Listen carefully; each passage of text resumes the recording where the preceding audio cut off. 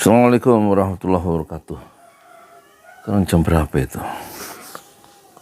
Jam 1. Ya. Halaman 182. Tanpa risiko Anda tidak akan melangkah terlalu jauh. Anda harus mengambil risiko, itulah bagian dari kesepakatan. Jika Anda tidak memiliki risiko, Anda membuang waktu Anda.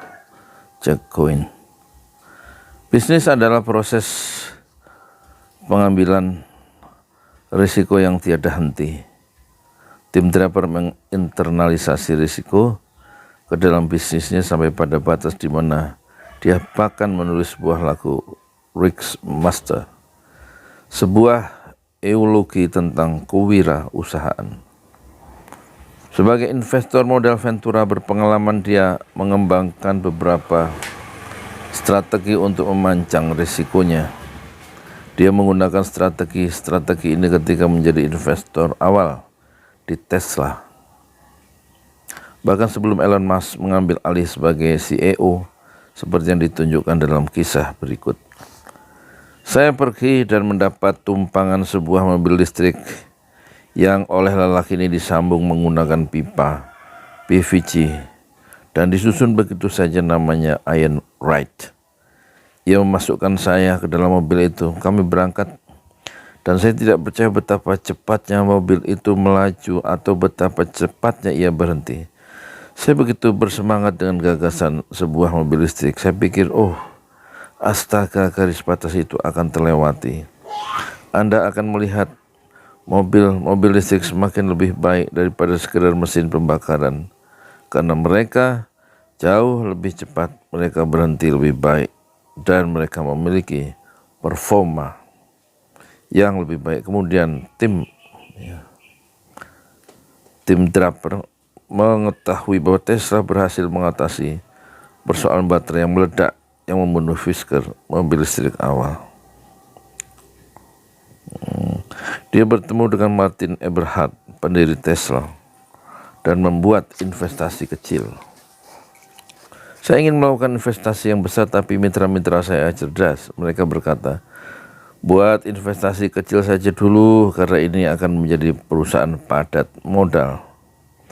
Kemudian Elon Musk datang dengan 10 juta dolar Amerika pada waktu perusahaan kehabisan uang dan berkata, saya akan mengambil alih semua. Lalu semua orang berkata, ya hebat. Ini ada dari Lirio Parisotto. Quotes-nya, jika saya hidup, saya berisiko meninggal.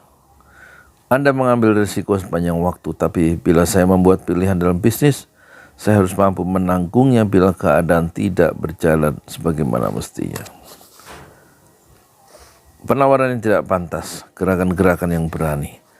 Miliarder tidak takut membuat penawaran tidak pantas kepada orang lain. Tahun 1986, tim Draper yang berusia 28 tahun baru saja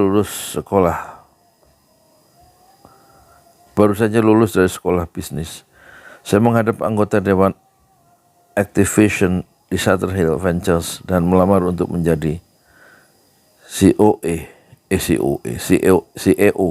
sambil menjelaskan kepada mereka bahwa saya sebagai CEO, saya akan menggunakan saham publik untuk membeli Microsoft dan Lotus dan sejumlah perusahaan perangkat lunak lain yang semuanya swasta dan bernilai rendah. Bila diingat kembali, seharusnya mereka sudah melakukan hal tersebut, tapi mereka menatap saya dengan kepala miring, seraya dengan sopan menunjukkan pintu kepada saya. Disuruh keluar.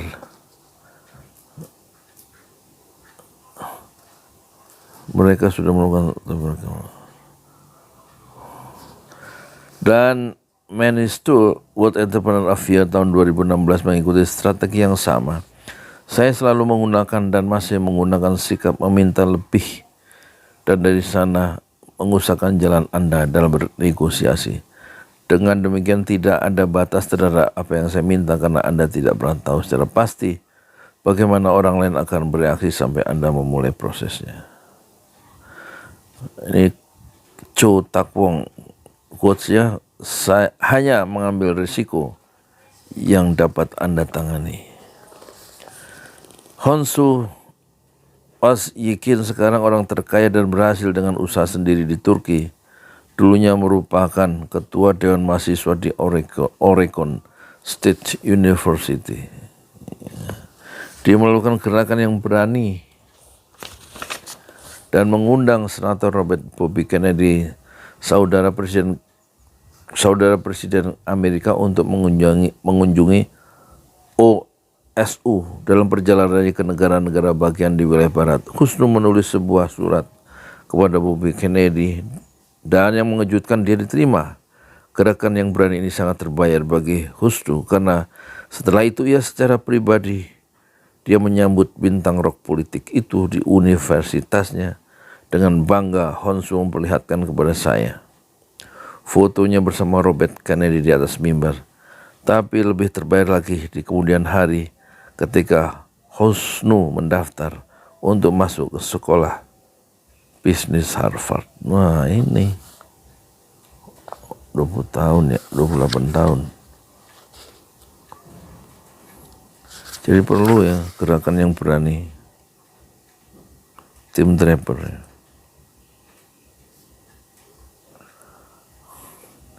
Oh Honsu. Sebenarnya saya agak terkejut sekolah bisnis Harvard menerima saya karena saya baru saja lulus dari Oregon State dengan nilai rata-rata 2,17. Anda harus mendapat 2 rata-rata untuk lulus dari perguruan tinggi. Tapi kemudian rektor universitas menulis surat rekomendasi untuk saya. Dia mengatakan kepada saya bahwa itu satu-satunya surat rekomendasi yang dia buat untuk seorang tahun itu. Untuk angkatan kelulusan dari sekitar 3.000 mahasiswa. Tertawa dalam kurung. Saya memasukkan semua foto saya bersama Bobby Kennedy dan bahan kampanye ketua Dewan Mahasiswa saya adalah amplop pendaftaran saya. Oh, dia ini ya memperkuat daya tawarnya dengan masukkan foto bersama Bobby Kennedy dan bahan kampanye ketua Dewan Mahasiswa ke dalam amplop pendaftaran di itu ya sekolah bisnis Harvard. Harvard adalah sekolah bisnis yang mengharuskan mahasiswanya memiliki 4 tahun pengalaman kerja, tapi meski dengan nilai yang sangat rendah dan tanpa pengalaman kerja mereka tetap menerima saya.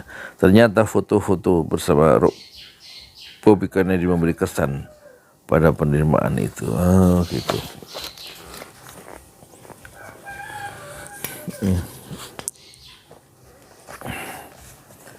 Cek Honsu.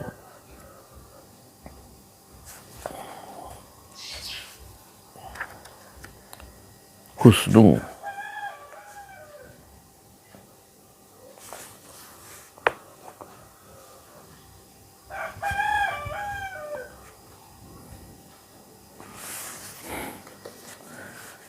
Risiko memang diperlukan, tapi jangan melakukan hal-hal yang tidak berguna terhadap sasaran akhir Anda.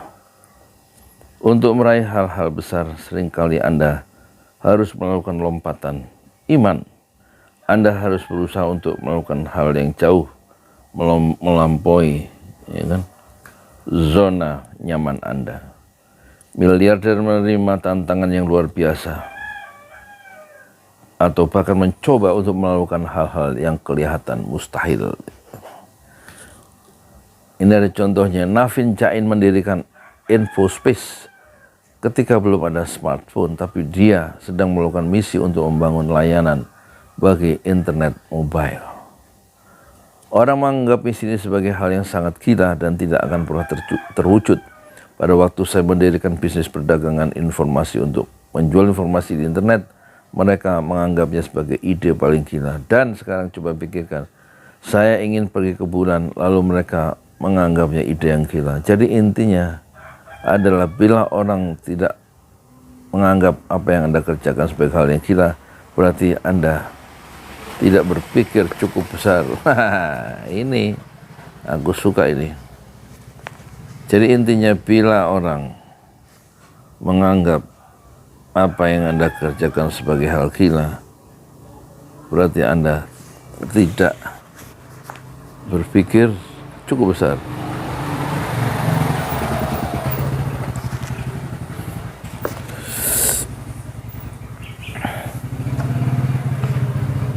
Lihat potensi yang terdapat dalam berbagai hal, bukan hanya kelemahannya.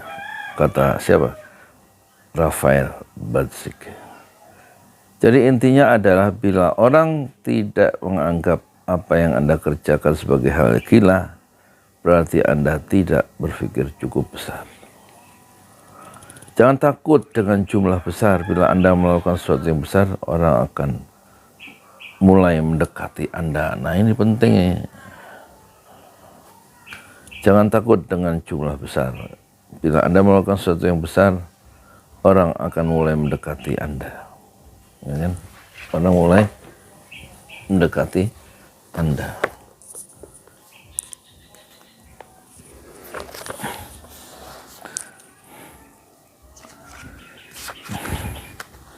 Jangan takut dengan jumlah besar. Bila Anda tidak melakukan sesuatu yang besar, orang akan mulai mendekati Anda. Intinya, bila orang tidak menganggap Anda, bila orang tidak menganggap apa yang Anda kerjakan sebagai hal yang gila, berarti Anda tidak berpikir cukup besar. Jadi berpikir mediocre, ya, biasa-biasa aja.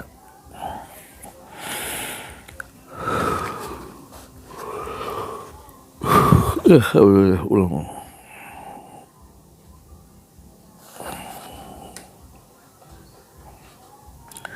Bagi tim Draper, salah satu titik balik dalam perjalanan karirnya adalah transaksi Hotmail.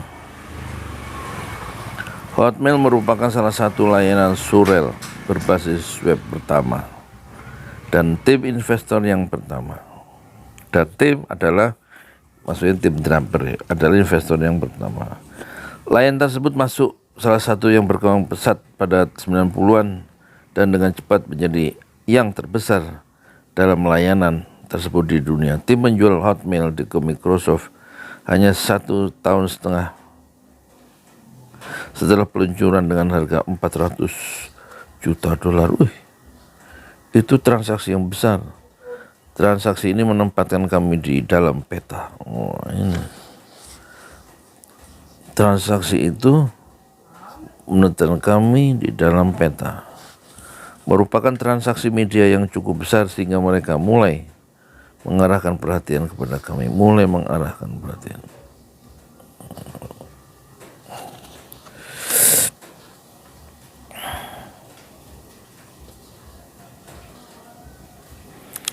Perhatian itu akhirnya menjadi landasan peluncuran yang sangat baik untuk kami.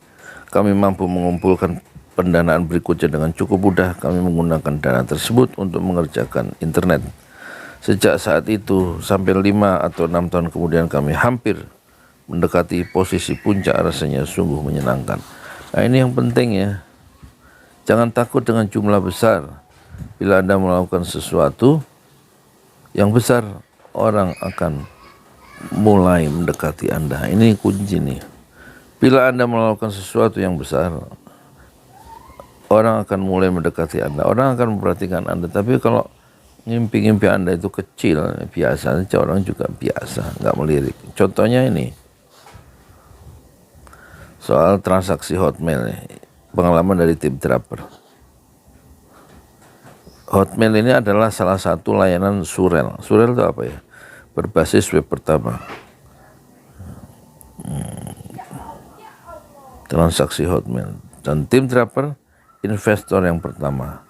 Layanan tersebut termasuk salah satu yang berkembang paling pesat tahun 1990-an dan dengan cepat menjadi yang terbesar dalam layanan tersebut di dunia. Tim surel menjual Hotmail ke Microsoft hanya 1,5 tahun setelah peluncuran dengan harga 400 juta dolar. Dia menjual ke Microsoft ya, Hotmail.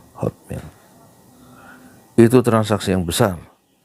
Nah, karena besarnya transaksi itu menempatkan kami di dalam peta, merupakan transaksi media yang cukup besar, sehingga mereka mulai mengarahkan perhatian kepada kami. Kenapa? Itu tadi, karena dia nggak takut dengan jumlah yang besar ya. Bila Anda melakukan sesuatu yang besar, orang akan memulai mendekati Anda. Ya, transaksi media yang cukup besar itu sehingga mereka mulai mengarahkan perhatian kepada kami. Nah, perhatian yang diarahkan ke kami itu, kata tim Draper, itu adalah landasan peluncuran yang sangat baik untuk kami. Kami mampu mengumpulkan pendanaan berikutnya dengan cukup mudah. Kami menggunakan dana tersebut untuk mengerjakan internet. Sejak itu sampai 5 atau 6 tahun ke depan, kami mendekati posisi puncak, hampir mendekati posisi puncak. Rasanya sungguh menyenangkan. Nah, itu penting tuh. Kuncinya apa? Jangan takut dengan jumlah besar, karena bila Anda melakukan sesuatu yang besar, orang akan mulai mendekati Anda di jalan Allah. Ini Masjid Enam Syuhada lagi dikunjungi sama Ketua Hilmi. Modal awalnya berapa, Pak Yudi Pramuko? 750.000 rupiah aja. Jadi ini 500 jutaan nih barang. Sekarang udah habis 310. Masya Allah, tuh udah pakai keramik, laponnya tinggal. Granit tuh kayak marmer. Tuh, Masya Allah nih, sampai juga kita ke sini. Masjid Enam Syuhada, ngapa namanya Masjid Enam Syuhada, Ya, Pak Yudi? kita mau mendokumentasikan perjuangan dakwahan nama anak muda pengawal Habib Rizik Syihab itu. Masya Allah. Yang dibunuh sama orang jahat di kilometer 50. Kilometer 50 ya. Itu kan simbol memperjuangkan dakwah itu kita harus memberikan segalanya untuk Islam kan ya. Untuk Masya dakwah Islam. Allah. Dan nama anak muda itulah yang sudah memberikan segalanya untuk Islam. Masya Allah. Apa nanti nama pemuda itu ada juga di sini mungkin diterapkan? Mungkin namanya 6 Syuhada. 6 Syuhada itu, Iya, 6 Syuhada dipasang di sini, 6 Syuhada. Bip Ali, apa yang dikomentarin dari ini semua, Bip Ali? Masya Allah, luar biasa. Dari uang 700.000, kalau pengen ternyata bisa. Bisa. Allah kirim. Tuh, bisa. Ya, Masya. dengan masuk satu gang kecil, tapi Bapak ini luar biasa. Kecil tuh. Oh, Masya Allah ya. Satu call aja. Masya Allah. Perjuangan Pak Yudi Pramuko, YouTuber sejagat paling tua. Tertua di semesta. Tertua di semesta. Masya Allah. Tukang donat. Tukang donat. Tukang donat dari Paru. Ini saya laporkan dari lapangan ini, langsung dari Masjid Enam Syuhada. Masya Allah. Dan ini dia. Dalam lihat ah. Tuh lihat tuh masjidnya, tuh imamnya di situ tuh. Malam-malam lagi kita. Masya Allah. Masih kurang nih. Atapnya katanya transfer aja dulu.